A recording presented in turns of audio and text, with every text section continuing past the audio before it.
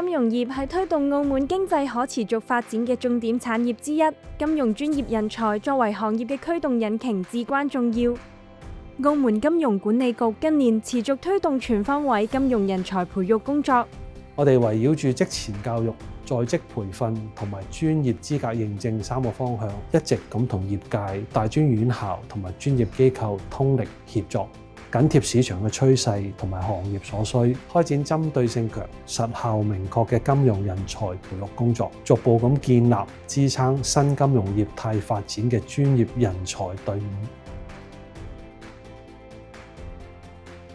年輕一代係金融業持續發展嘅生力軍，職前教育就係培育金融專才嘅重要起點。由澳門金融管理局同埋業界組成嘅澳門金融學會，已經聯同本澳5間高等院校設立咗顧問委員會，推動同埋優化經濟、金融等學位嘅課程設置。金融學會開辦關於金融加科技、金融加法律等等嘅跨領域專業課程，培養切合現代行業發展需要嘅複合型金融人才。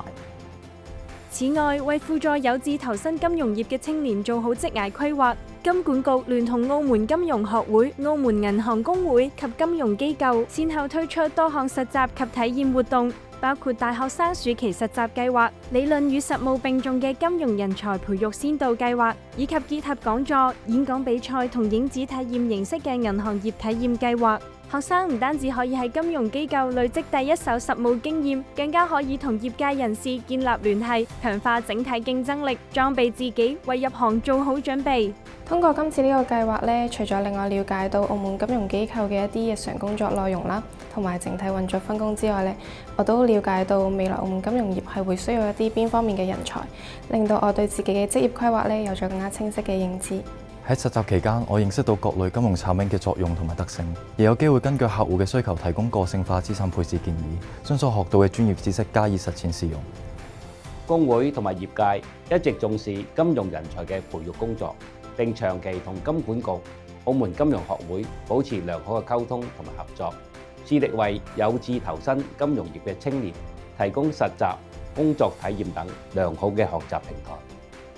此外，金管局亦不時走入校園，向大專生介紹金融業發展動向同行業前景，幫助佢哋掌握入行要求，做好考證同就業準備。近年更加拓展至中學層面，面向教職員同對金融業有興趣嘅中學生，舉辦專題講座同安排參觀活動，令師生認識金融業嘅特性，為日後選科同升學做好準備。面對全球金融市場嘅急速演變，持續提升從業員專業水平同技能，係推動澳門金融業發展嘅關鍵一環。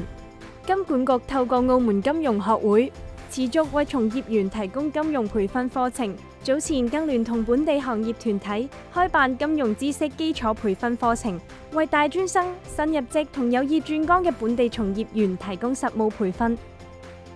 此外，金管局持續同唔同機構合作，推出專題實務培訓同研討會，包括自2021年起同特區政府法律及司法培訓中心合作，面向司法機關、法律人員同金融業界舉辦債券市場、財富管理等現代金融重點領域主題嘅業務同法律培訓，回應市場對金融加法律複合型專才嘅殷切需求。金管局亦自2019年起同中葡合作發展基金合作，為業界舉辦結合面授同實地考察嘅專題培訓同交流活動，主題涵蓋債券市場、財富管理、金融科技、融資租賃、葡與國家投資合作等等，拓展從業員嘅視野同提升專業水平。金管局亦不時圍繞金融熱點議題舉辦專題研討會，一方面提高金融從業員對行業前沿發展嘅了解，同時為有意開展相關業務嘅業界人士搭建交流平台。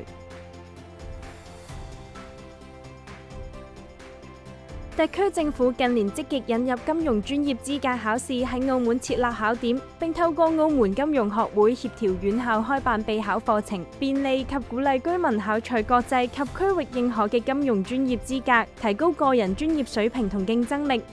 目前多個與證券、財富管理、金融分析、風險管理以及金融科技等相關專業認證，而透過澳門生產力暨科技轉移中心同澳門金融學會引入澳門。喺現代金融領域，生產力中心不斷增加考試嘅項目，報考嘅人數亦持續咁上升。近年嚟，中心優化咗同擴展咗考試服務系統同埋設備，並計劃喺2026年嘅上半年啟用新嘅國際及專業考試中心，以進一步提升考試嘅服務。金管局亦透過推動院校課程銜接專業資格面試標準，打造考培一體嘅支持系統，